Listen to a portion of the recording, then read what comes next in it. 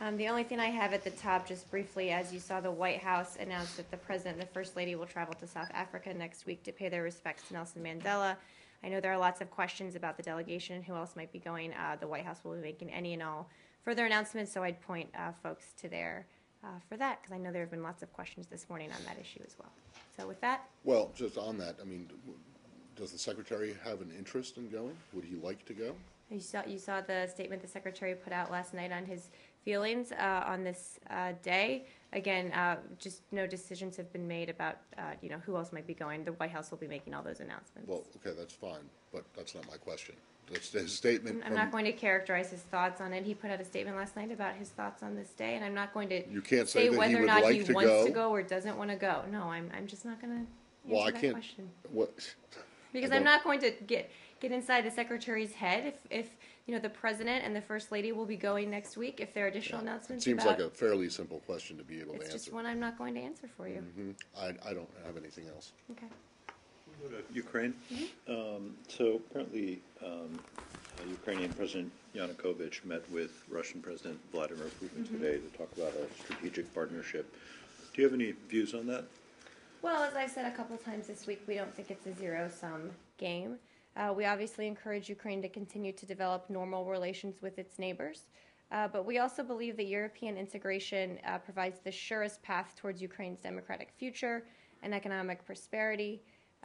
This has been going on for some time now, and again, we call on the government to listen to the voices of their people and continue on the path towards European integration. Do you have any fear that a strategic partnership might actually lead to Ukraine becoming a vassal of Russia? Again, we don't think this is a zero-sum game here. We are working with the Ukrainian government. Assistant Secretary Nuland had a number of meetings yesterday there, I think it was yesterday there, on the ground with folks. So we'll keep talking to them, and they've made a lot of progress in terms of reforms to move on this path, and hopefully they will continue to do so.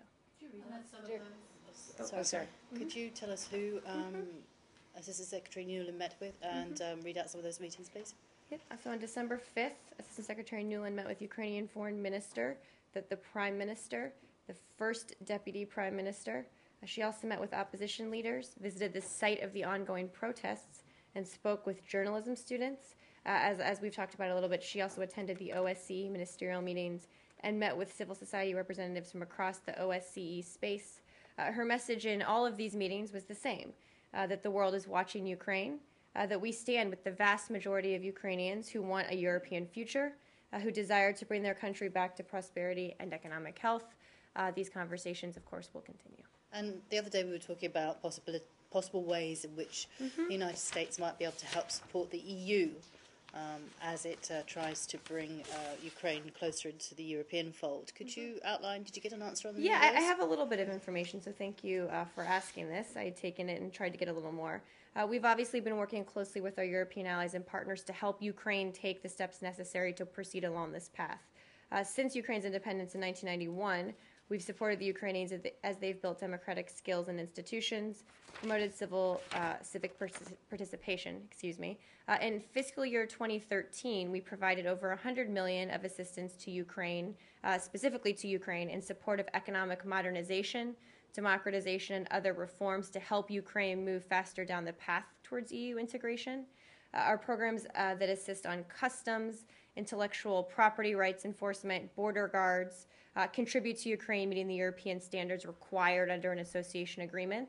Also, our support of judicial reforms, especially on Ukraine's newly adopted criminal procedure code, helps prepare Ukraine for deeper integration as well. And finally, one more thing I will mention is that we have programs that have been combating trafficking in persons. This has been helping Ukraine reach EU standards in that area as well. But this is all about meeting EU standards, which is obviously important for them to make their association agreement. But I think one of the problems that Ukraine had with signing this agreement was that they were under a threat of some kind of trade embargo from Russia. And I was wondering whether there was any counter proposals that the United States might be able to put to the EU to help with tariffs or something like and trade that. Yeah. And that sort of thing. I didn't get any more on that. I'm happy to take it, and hopefully if I could get you something this afternoon. I'm just not sure what we've done. Okay. This was in the Moldovan wine conversation. Yes, it was. Yes. Did she raise the case of Yulia Tymoshenko? I do not know the answer to that. We've very clearly made our position known publicly and privately that we think she should be released, but let me double check. I don't know. Yes, another A scarf. couple of questions. Another. I like it. Go Couple ahead. of questions on South Asia, Bangladesh, India, and Pakistan. Okay. Sri Lanka. Let's start with Bangladesh. Situation is not very good, and upcoming elections, and there was a hearing on Capitol Hill before the Senate Foreign Relations Committee. Violence going on, and law and order is in trouble, and that's what according to the chairman. What's the situation from the State Department? Well, And because I'm sorry, there was a travel warning also to Bangladesh. So we believe the need is now even more urgent for the major political parties to engage immediately in constructive dialogue, to find a way forward to hold elections that are free, fair, and credible, and that reflects the will of the Bangladeshi people. Violence of any nature, which I know we've seen in Bangladesh by any of the participants in the political process, is not part of the democratic process. It's not acceptable, must stop immediately. And the U.S. believes that, obviously, in a democracy, all parties have a right to express their opinions freely and peacefully, and we call on the major parties to engage in constructive dialogue to try to find an agreed-upon way forward. And going to Sri Lanka. Recently, there was a Commonwealth meeting in Sri Lanka in Colombo. According to the president there, what he told the leaders and also to the international community, including UN and US, he said that time is needed for reconciliation with the countries because after so long war between the two communities and violence and so forth, and the international community should not conclude or jump on the situation because each country needs some time. And also here in Washington, Sri Lankan ambassador also repeated the same thing on the US and UN to give his country more time. So what is going on now as far as the human rights and other situation in Sri Lanka? I think I had something on this. Yes, here's what I have, the latest, and if I need to get more, I can. The U.S. has long urged the government of Sri Lanka to fulfill its public commitments to implement the recommendations of its own Lessons Learned and Reconciliation Committee report, and to develop credible justice mechanisms to address outstanding allegations concerning serious violations of international human rights and humanitarian law. We do also continue to be concerned about ongoing issues regarding restrictions on freedom of the press and expression, the erosion of the rule of law, and violence against religious minorities. And we also note with concern that human rights defenders have continued to face reprisals. Obviously, this is something that needs to end. And finally, on Pakistan, if I may, please. You may have seen some reports. First of all, recently India not celebrated, but mourned 5 years of the Mumbai attacks, and where 166 people died, and including 6 Americans.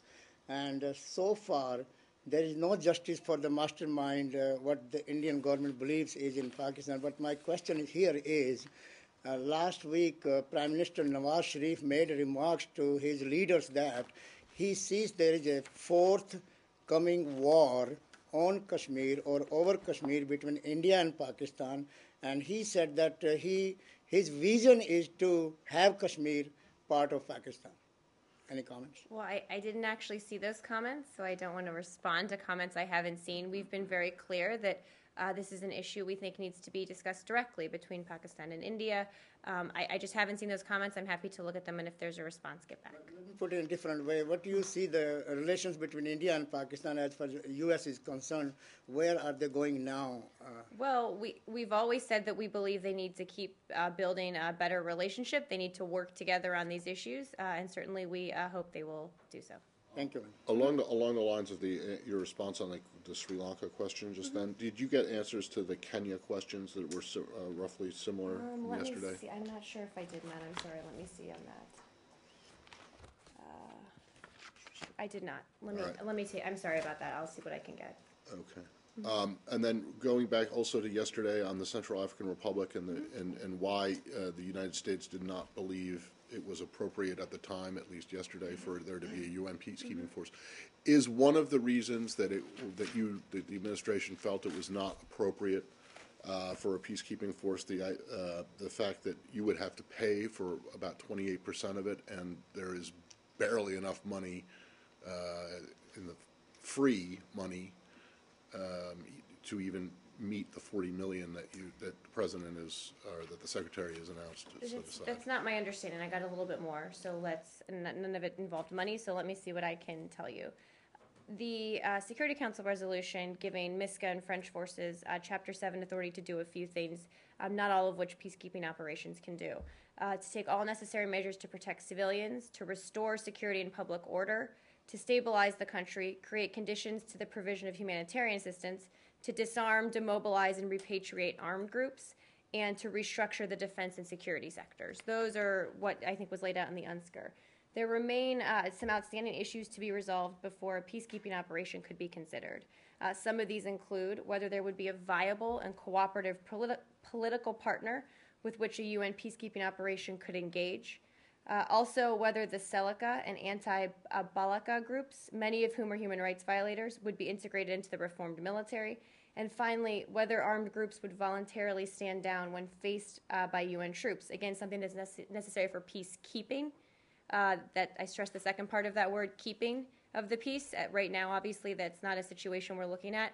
We believe that the MISCA and the French troops with this Chapter 7 mandate can do more at this time, more quickly, can deploy immediately, and help stabilize the situation. But doesn't MISCA and the UN troops face the same problem of potentially not having a viable and cooperative political? It's just a different mandate. Obviously, to have a peacekeeping up. Well, it's just different. It's an ongoing conflict. To have a peacekeeping operation, there needs to be some peace to keep. So you would not characterize the MISCA as a peacekeeping operation? That's I can see how the UNSCR. I'm not sure they use that word. But when you ask about a UN peacekeeping operation, obviously we believe there are a couple things that still need to happen. Just on that, I also had a follow-up question. Germany today is offering to provide some transport and refueling aircraft to the French military operation. I know in the past the United States offered some military support for Mali, particularly when the French went in. I asked yesterday, but I'm presuming you probably refer me to the Pentagon, but I just wondered if there are still any plans for any kind of military backup by the United States for this operation. Yeah, it's a good question, and the Pentagon would probably know more. I'm not aware of any specific requests for U.S. military assistance at this point. Again, this is just the latest I have. The Pentagon may have more up-to-date information. We've responded jointly with our EU and international partners to specific requests on non-lethal equipment and training for MISCA troop contributing countries. It's a mouthful there. So I just am not aware of any specific requests. Obviously, we would consider them if they came in. And just on the 40 million, are you aware if all of that money has been found? Found? What does that mean? Well, sorry. We've pledged it. I think there's a process. Right, that exactly. may involve Congress or something else. Yes, it involves reprogramming some money as well, but I just want to know, are you confident that you will be able to meet that pledge? Yeah, I certainly have no reason to believe we won't. I can double check on where the process stands. Do you know how it's going to be distributed? I had a little It's bit. quite a lot of money. I mean, how's it going to be parceled out? Yeah, I had a little bit on that. Let me see if I have it in front of me right here. 40 million in assistance to MISCA. I'm not sure I have more details on that. Give me 1 second. But if I don't, I'm happy to take that. I'm just not sure how it'll be parceled out.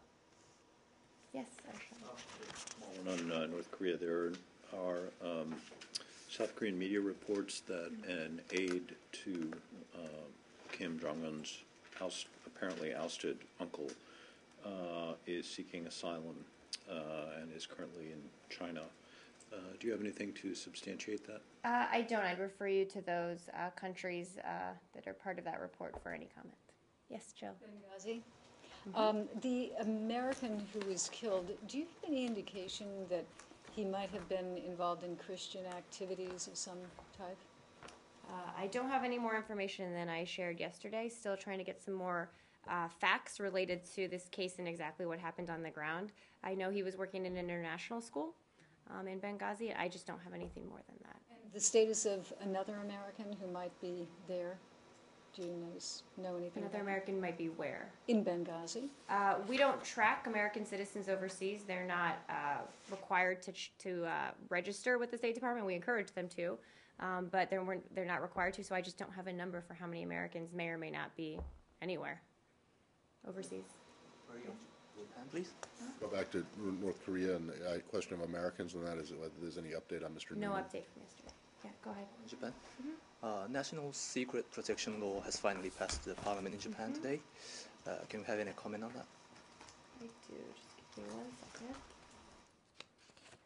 As you know, information security plays a critical role in alliance cooperation, and we welcome progress on strengthening policies, practices, and procedures related to the protection of classified information. A foundation of our alliance is also a shared commitment to universal values, freedom of expression, freedom of the press. So that's our response to that. Obviously, we'll continue talking to them about it. Is the freedom, Topic that comes up. the last part is regarded as a huge national debate in Japan that law might press the freedom of press practice in Japan. Is that the reaction you're making? Well, as I said, a key part of our alliance is also our shared commitment to freedom of the press, and we believe it's also important to protect classified information. So obviously, I know there's been some debate about this there, but this is the extent of our response to that.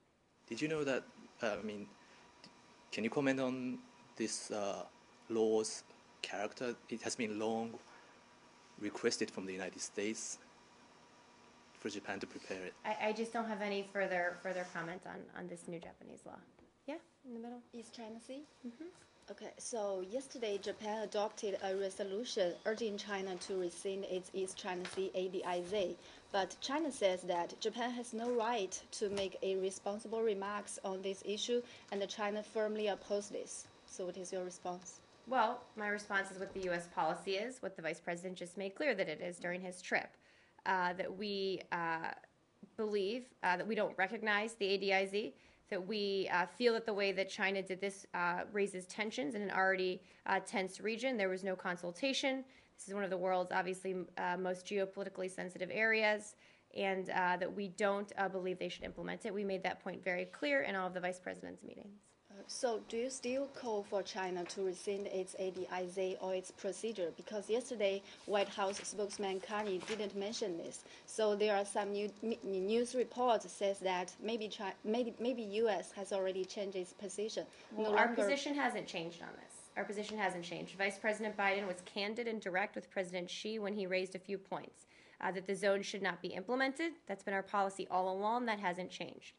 More broadly, China should refrain from taking similar actions elsewhere in the region, and that China should work with other countries, including Japan and South Korea, to establish confidence-building measures, including emergency communications channels, to address the dangers that its recent announcement has created and to immediately lower tensions. We've been very clear that's our policy, and that has in no way changed. Yeah, but You say that they should take steps to have an emergency channel of communications to ease tensions To build confidence. Right, because of the announcement. That would suggest, though, that you don't expect them to rescind or to not implement, and that you want I wouldn't say that. Our position has not changed, that they should not implement it. So as we work through this process, they need to do a few things right now to immediately lower tensions. Right. Yes. But so until they either rescind or decide not to implement it, they should have this new channel of communication? They should take a number of steps to reduce tension immediately, yes. Including that. But that would suggest that you're saying, okay, well, if you're going to have this, we might not like it, but if you're going to do it, Not at all. Not at well, all. then why even say that? Why not just say, don't implement it? We've said don't implement it. I We've know, also but then said, at the same time, you're saying they should set up this channel of communication. No, we're saying they need to take steps to reduce tensions. They need to not implement it. They need to immediately take steps to reduce tensions that they themselves have created. By this step. Correct. So they need to not implement it and try to lower tensions. There's a variety of ways they can do that. But it does suggest that your language does suggest that the United States could be willing to live with a situation where the ADIZ is allowed to exist, providing the Chinese do nothing about it. I.e., it exists on paper, but they don't implement it. Well, we said they shouldn't implement it. We said it will not change how the U.S. conducts military operations in the region. It will not have any practical effect on U.S. government operations. We're not going to change what we're doing. And we said they shouldn't implement it. They shouldn't put it into practice. Yeah, but what I'm suggesting is that a way out of the tensions is that China gets to keep what it's declared. It just doesn't implement it. So it's an ADIZ that is there geographically, but is, for all intents and purposes, dead. I take the point. Again, our problem is with how this was done and how we don't believe it should be implemented practically. The practical part of this is what matters. So again, the Vice President made that very clear. I don't know if an ADIZ can exist just in the ether without its implementation. I'm not sure if that's even possible. But our position has been very clear that it should not be put into practice. Yeah, because I think the confusion comes from your position saying that you don't want China to implement it, and is different from asking for them to rescind it or withdraw it completely. In practice, I'm not sure there's a difference, though, but that's what I'm saying. Our policy hasn't changed since the beginning, so I know we're all focused a lot on words, but what we don't want is for the regulations as part of this ADIZ to go into practice. That's not what we want. We think it creates confusion. We think both, commercial and government airlines it can create confusion for, and that's just not a good situation. So the ADIZ could exist on a map, but they just don't put the regulations relating to it into practice. We don't believe they should implement any part of the ADIZ. I don't know if that includes putting it on a map or not, but we don't believe they should implement it. We don't believe that there should be different air traffic controllers from different countries calling into the same plane with different instructions because these are overlapping territories. We don't believe that should be able to exist, and we don't believe they should be able to change the status quo unilaterally with this ADIZ. Well, it's kind of like planting a flag on the moon. Your flag is up there, but it doesn't mean that you're claiming it for yourself. You're not actively trying to, tell the rest of the world that this is your territory. I think that's what Joe's getting at. You have a line on a map, but they don't actually try to enforce the restrictions that you think are onerous. That's the question. Is it's it not possible that they're onerous, to? It's that they're confusion causing, tension raising, all of that. Exactly. Yeah. So I guess the question, if it's possible to find out, could the United States live with the Chinese having their own little line on a map, just like the Russians do under the Arctic, but they don't actually try to enforce to enforce the restrictions that you think are bad. Let me check. That's the question. And also there was a question yesterday from Matt about how you actually go about creating an ADIZ, because this does overlap with an existing one from Japan. Does that mean that the one that the Chinese have created is therefore null and void because you can't have two overlapping ones? Well, there's no treaty or agreement. Got a little bit more. Got a little bit. No treaty or agreement defines the process for establishing ADIZs. Okay? There's no one thing I can point to, which is why it was so hard to get information on it. But there are established practice of states to ensure the safety of civil and state aircraft and to respect the freedom of overflight. So a couple of the reasons that China's ADIZ creates real problems in deviating from these is because, I'm going to lay out a couple, and then if you have follow-ups, which I'm sure you will, I can address those. China's new ADIZ purportedly applies to all aircraft, including those not intending to enter, depart, or transit China's national airspace. Their assertion that they would cause all aircraft entering the ADIZ to report regardless of whether they were intending to enter the sovereign airspace of China is destabilizing. We think it's not a good thing. By extending its ADIZ over airspace administered by other countries without prior agreement, China has created a situation in which two different authorities claim to give orders to civilian aircraft, which could potentially create confusion. This is what I was talking about, that if you have Japanese, Korean, civilian air, and now China's civilian air traffic control authorities each talking to the same plane and giving them two different sets of guidance, that's very confusing and unsafe. The references we've talked about to defensive emergency measures and establishing the ADIZ over sensitive territories and areas administrated by other countries creates a destabilizing dynamic which could compel China's neighbors to take further actions to respond. So, again, to be clear, every state has a right to establish an ADIZ.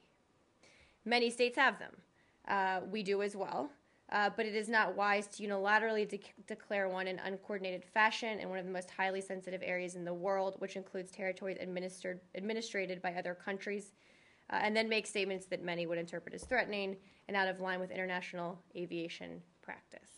Well, then, is it your understanding It's a little more no, it's actually a lot more, and it would have been very helpful. Too bad you didn't get it earlier. I've had a similar conversation with people about that same topic, Matt. But here's my question.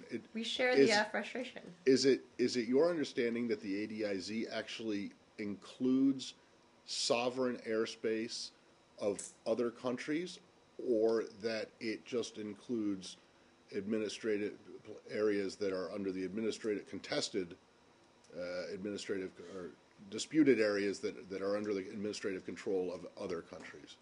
Let me double check. It's my understanding that it extended the ADIZ over airspace that's administered by other countries and without prior approval. So there's places where other Japanese or Korean aviation authorities already have jurisdiction, and that's why the problem could be. Okay, good. So there's a couple different problems. There's an airspace jurisdiction, but then there's also the destabilizing and threatening notion of creating an over-contested territory. So I think there's two similar but not exactly the same issues. What do you mean, an over-contested territory? I understand the first, but I don't get the second part. Hold on. Over sensitive territories, I think this obviously part of the region is one that we talk about quite a bit in terms of who, administration and all of that. So it further complicates the Senkaku's issue. Complicated area. Okay, yeah. Yes, that is what I was referring to, though. Up in the air, down. Got it. All right, and then just in that very helpful bit of information that you had, does it when say the United States created its ADIZ, it did so in a multilateral and coordinated fashion with whom? I don't the know. The ICAO, Canada, its neighbors, Canada, Mexico. Probably. I actually don't know, but I can double. I would assume the people that border us, but I can double check that. Yeah. And it's actually not very. It's mentioned it's not very wide off of our coast, so it also isn't over contested area. It's my understanding. I don't think we contest off of the Pacific coast with any country. Last time I checked. Right. Not territorial disputes that I know. Right. Yes. Okay, and U.S. official, at the same time announced before, the President Xi Jinping has, ultimately understand what the Vice President Biden said. But I'd like to know what, in your understanding, what the President Xi Jinping understand what what Biden said. It's United States asked China, this zone should not be implemented, or China should not take similar action elsewhere in the region. Which means, in your understanding, the U.S. position, that China, the president of China, understand in these, requests. You understand what I'm saying? Sort of. I think actually it's important to take a step back here, and let me raise this up to more of a, to use an aviation term, 30,000 foot level, and then if there are specifics, I'm happy to, if I'm not getting at what you're getting at, I'm happy to answer them. The Vice President made comments at the American Chamber of Commerce where I think he was very clear about why this is actually, stop thinking about the details of where the ADIZ ends and where it begins and what implement means and what it doesn't mean.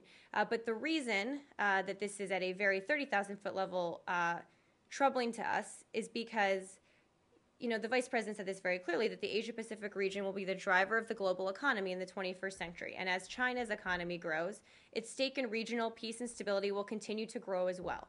And that it will have much more to lose as its economy grows. And that's why he said China will bear increasing responsibility to contribute positively to peace and security. That means taking steps to reduce the risk of accidental conflict and miscalculation, to not do things that raise tensions in the region, to act responsibly. Again, Matt picked up on what I said the other day, as a major power. So as its economy grows, as its role in the region grows, it has a responsibility to contribute. That's what the Vice President, the overall message he was taking to China, and then talking specifically about what it means to not implement or implement, that's all part of it. But it plays into the overall, what we see going forward for China's role. I just have one more, and this is kind of getting into the weeds, and I'll probably have to go to the FAA for a right answer. But do you know then... I want to bring my counterpart at FAA over here to guest brief. Yeah, I think that's a good idea. That's an excellent idea. So what happens... Well, what is your advice to a commercial plane or a U.S. commercial plane or a military pilot if it goes into this zone and gets conflicting air traffic directions from two different sets of or three different sets of air traffic control?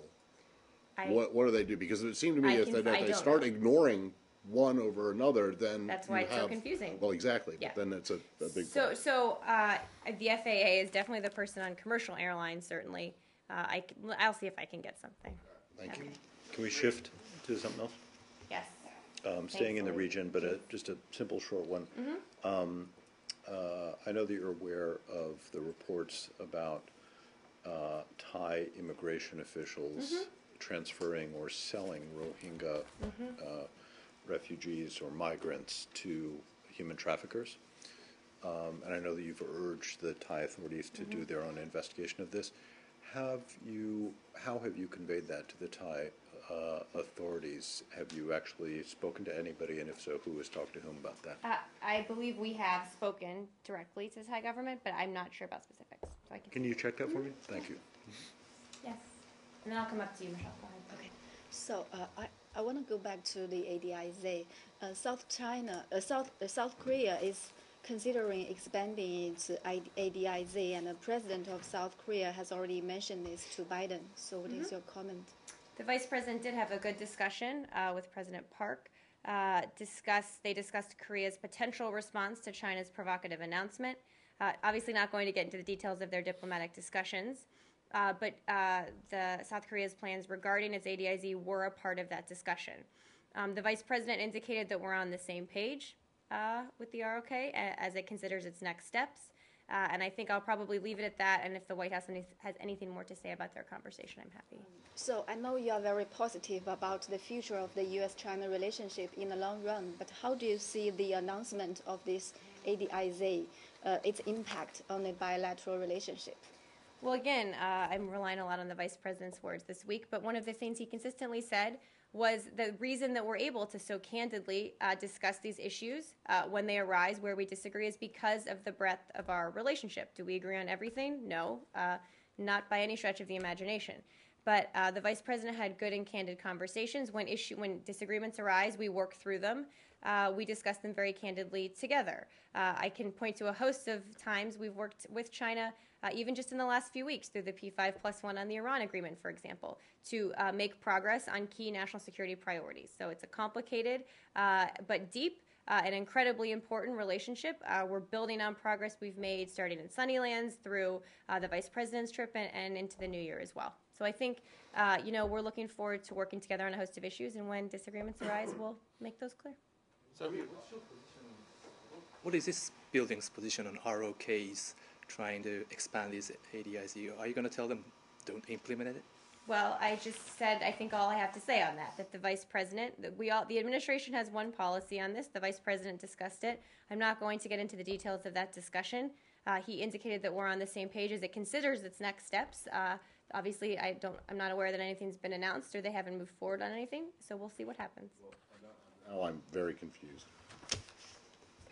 You're on the same page as the ROK as they consider their response to this? That would imply that you think that it's fine for the South Koreans to expand their ADIZ. Is that? Did I say that? No, but you're being intentionally vague, and I think and I know why you're being intentionally vague, but instead of making the situation better or defusing the situation, as I think you're hoping, when I say you, I mean the administration in general, not you personally, it's as you can tell, it's making the matter more confused and potentially more dangerous.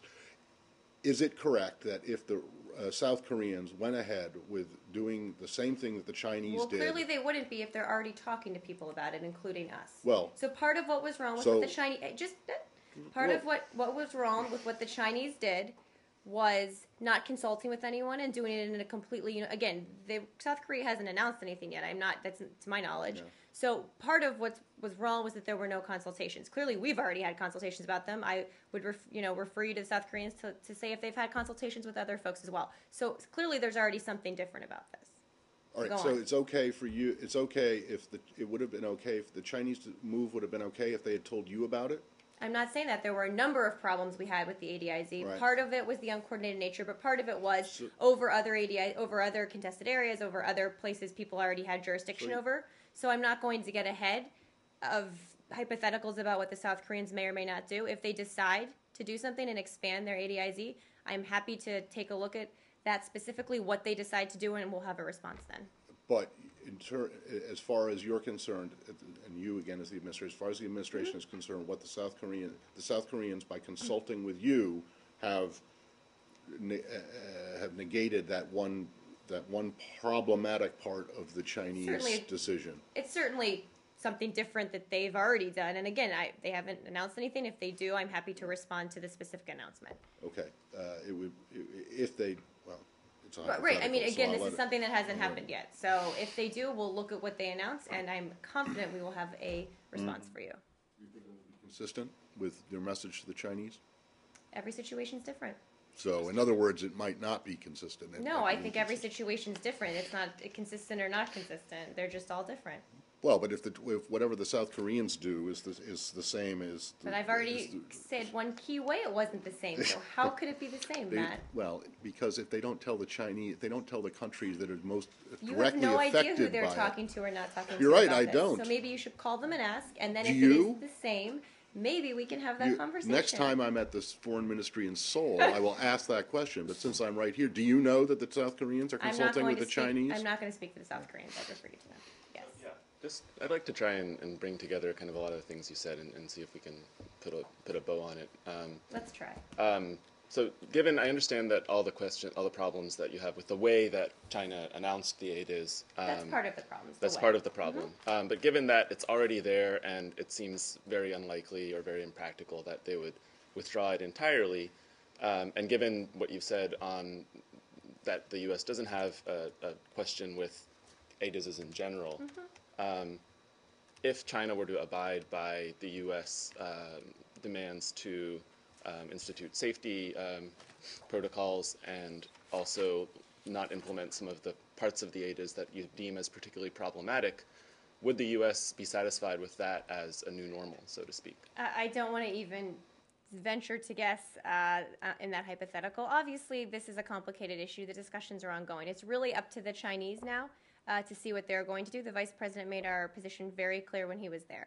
So we'll keep having the discussion. This is an ongoing discussion with the Chinese, as you can imagine. And it's really up to them to see what they do going forward, and we'll keep talking about it. Again, it wasn't just the way in which it was done, although that's part of it. It's also, as we've talked about, parts of the actual implementation that would be problematic. So now the ball is in their court, in your view. It is, yes. Please. Can I go to Jordan? Jordan. Yes. Today was elected to the UN Security Council seat that Yes. Saudi Arabia had won and then rejected. I wondered if you had a reaction on that, please. I do. We congratulate Jordan on their election today as non-permanent member of the UN Security Council for 2014 and 2015. The U.S. deeply values our long history of cooperation and friendship with Jordan, and we look forward to a strong and productive partnership to address issues fundamental to the maintenance of international peace and security. Do you still regret the fact that it's Jordan and not Saudi Arabia? We have very good relationships with both. It's up to each country to decide whether or not they'd like to take seats on the Security Council. Does Jordan bring something different that Saudi Arabia might not have, perhaps? I think each country brings its own benefits to the Security Council. We have really good relationships with both. Both are focused on a lot of the same issues, whether it's Syria, Middle East peace, a whole host of issues. So we have very good relationships with both, and think both would be great members of the Security Council. What you said sounded suspiciously word for word what the U.S. mission had to say, or Ambassador Well, Power. look, our message is consistent then. Well, There you go. exactly. Meeting one Are of you your a- standards. Are you aware? Yes, thank you. Are you aware if there are any words that are different between what you just said and what they said? I haven't seen their statement. Okay. And Ambassador Power also tweeted Yes. it. So there you go. Syria, the Syrian opposition has accused the Syrian regime of using poison gas yesterday in Nubuk.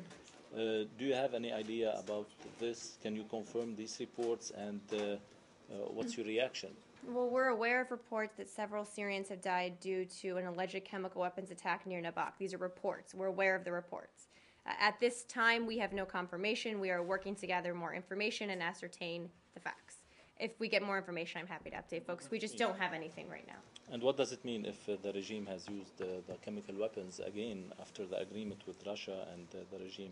Well, Syria is now a state party to the Chemical Weapons Convention. I'd say that for starters. So investigations of these kind of allegations would actually fall under the provisions of the CWC. Obviously, we condemn the use of chemical weapons anywhere, period, full stop. But I don't want to get ahead of it here. We don't have confirmation that this is what happened. But we've been very clear what our position is on any use of chemical weapons. Will there be any consequences? Well, we're in the process right now as a consequence of when the Syrian regime used chemical weapons in August, of destroying the entire stockpile of Syria's chemical weapons. I would also note, just let me bring this up, that the OPCW has announced an announcement we welcome, that all Category 3 unfilled munitions declared by the Syrian government have now been destroyed. These are the most critical pieces of production equipment. So the use of chemical weapons by the Syrian regime is exactly why we worked so hard to put in place a process to destroy them, which is now moving forward. So as we get more information, I'm happy to share it. Suggest to you, if the reports are correct, that maybe not all the stocks are secured then? I just don't want to get ahead of it here. I really have no confirmation that this is what happened, and I just don't want to make a judgment about that based on a totally unconfirmed report. And sorry. No, different subject. Do you have any update on the nuns' whereabouts? I don't. As I said, if they were taken for their security and safety, then I think it's clear they could be released.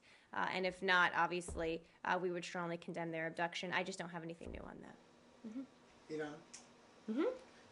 Madam, what message do you have for those countries, including India, who were asked to not to buy Iranian oil, and now this deal is going on in Geneva, and also at the same time, Israel is still opposing any deal with Iran, and has Iran backed off what they used to say that wipe out Iran from the world map? Well, there are a lot of questions wrapped up in what you just asked. So let's take a step back and let me talk first about the oil question with countries like India and others. We've been very clear that as we negotiated the first step agreement and as we negotiate the final agreement, the core architecture of Iran's oil and banking sector sanctions remain in place. We have done a lot of diplomatic hard work, very hard diplomatic, tireless work, again, with countries like India, Japan, South Korea, others, to put in place these sanctions on Iran's oil. We know it's not easy for these countries, but we all have done it because it's in the world's interest to put pressure on Iran to get them to a diplomatic solution to their nuclear program. So we're going to keep talking to these countries. We are going to keep enforcing a majority of the sanctions. And we'll keep having these conversations.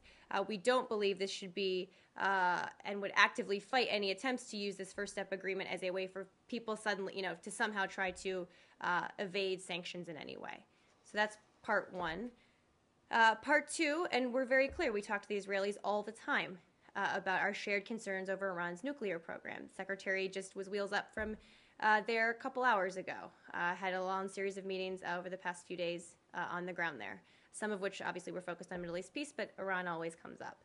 So we share the concerns. This is exactly why we believe it's so important to get a diplomatic resolution to this program, or to this problem, and to the program, because it's in Israel's security interest, it's in ours, it's in the regions, it's in everyone's, that we resolve this diplomatically, that it's the best, most effective, most durable way to do so.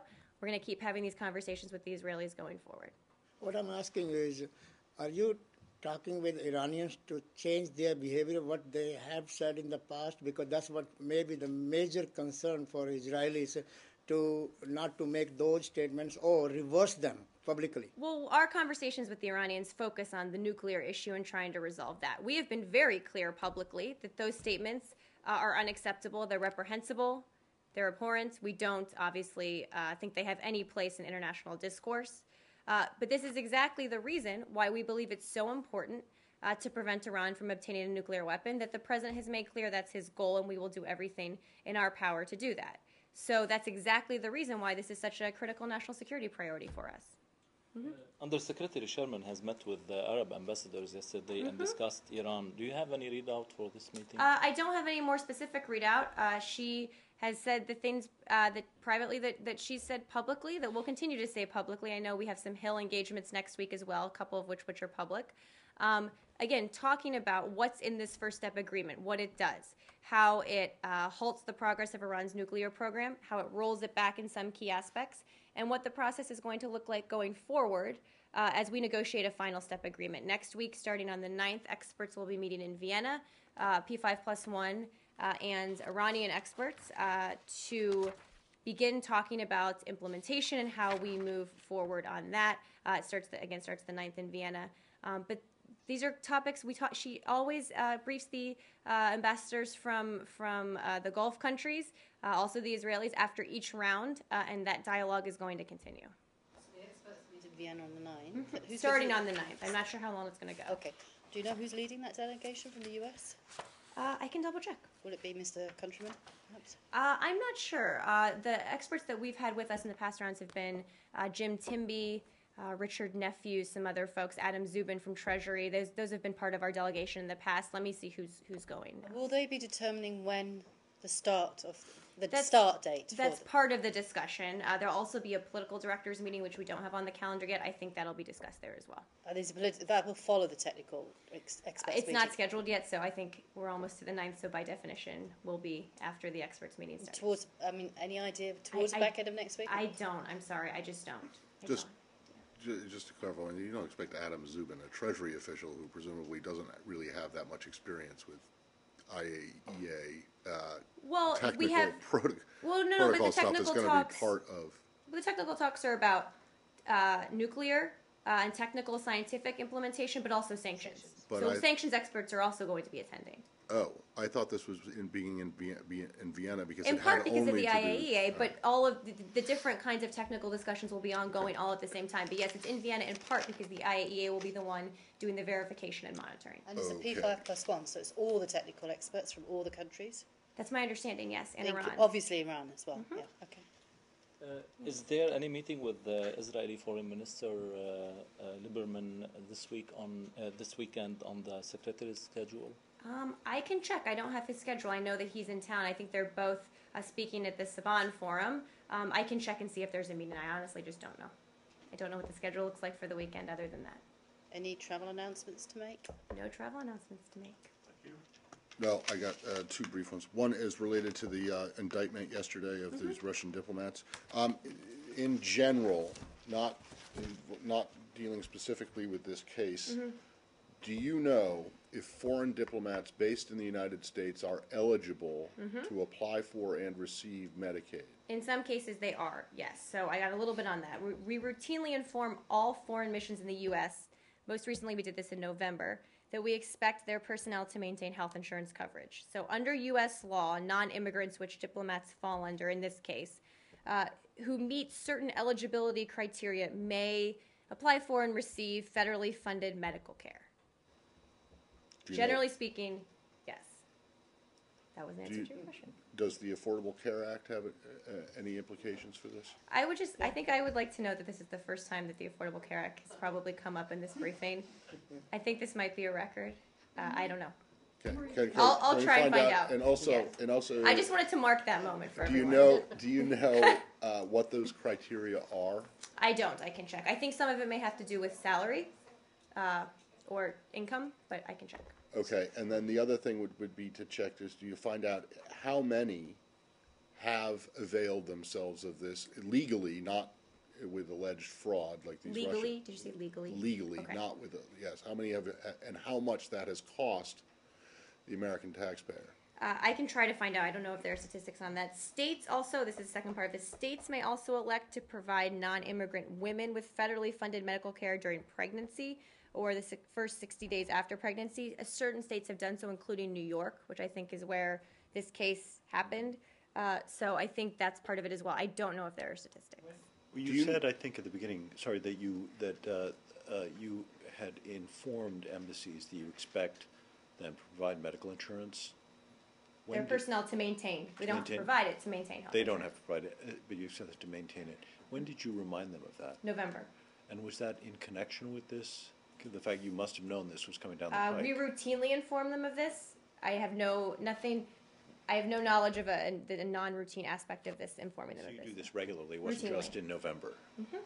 So just to be clear, what you're taking or trying to get the answers to, I would like to know the criteria for which, presumably like a British diplomat in the United States who is covered by the NHS at home would not be eligible. I'll check. But I just don't understand. So that's one. What's the criteria for them to be able to do this legally?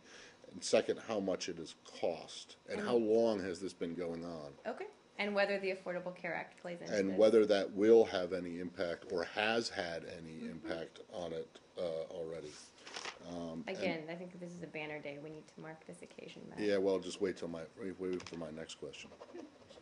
I'm ready. Oh, you are? No one else? No one else has a follow-up on the Affordable Care Act? I'm shocked. shocked. Yes, Matt? There has been some outrage expressed online, some mainly conservative commentators over the past week about these purchases of art and liquor by embassies, and I'm just wondering if you would care to address that, this outrage that is I coming don't think it's from. acceptable just to say no. So I do have a little information on that, though. So you're asking about art? Well, yeah, there was the question of, in particular, I mean, more than, several $1 million worth of art, including this one sculpture that's going in London, and whether that's an appropriate use of taxpayer money, and then the several $100,000 in booze that was also... Technical term. I was going to say with the alcohol, we needed something to put in all that Simon Pierce glassware we bought a few months ago, right, that Jill asked about. Okay, on the artwork.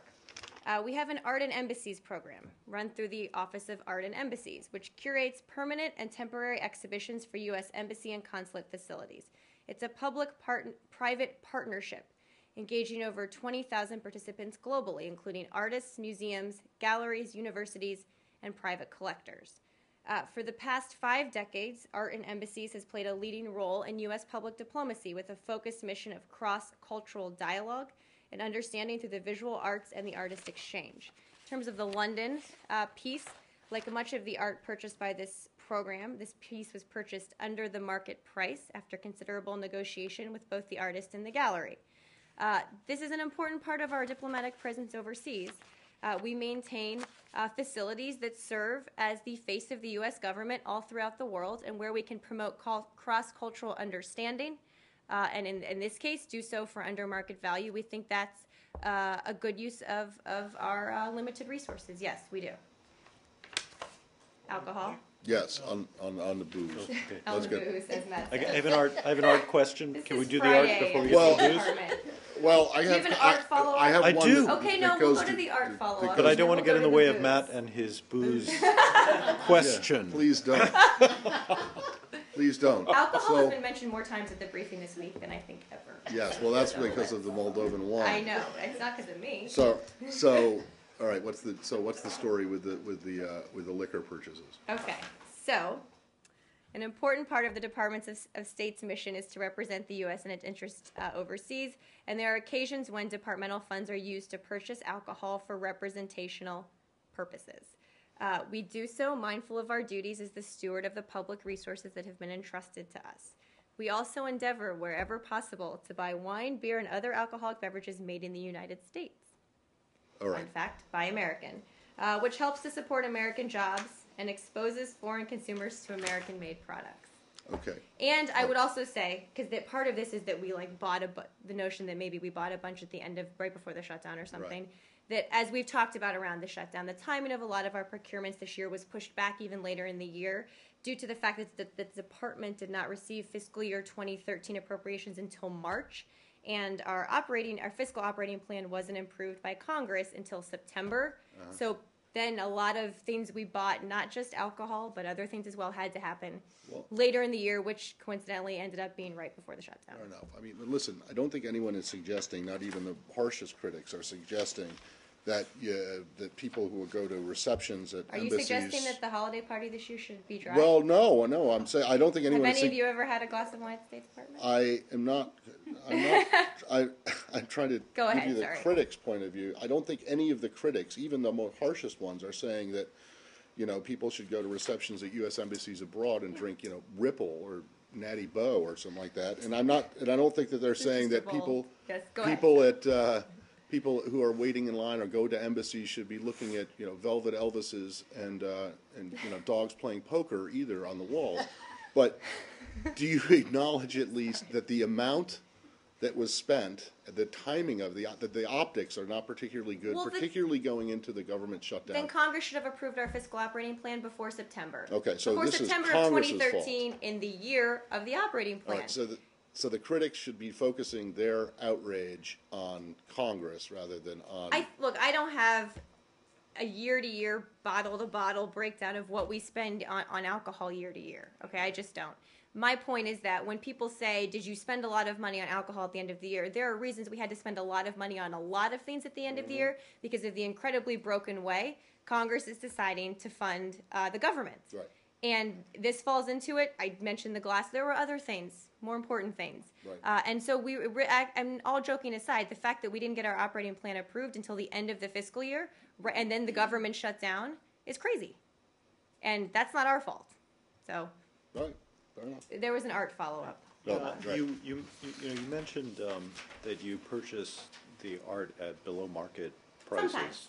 Sometimes. I don't know And if is it that always not sort of stiffing the artists? I mean, why not? No, I understand you want to be good stewards of the public's money, but on the other hand, why not pay them what their stuff is actually worth? Well, it's a negotiation between the artist and the gallery, and having their art displayed in a U.S. embassy, and especially a prominent one in a place like London, I think is probably something that if artists choose to sell us their pieces is an important thing for them as well.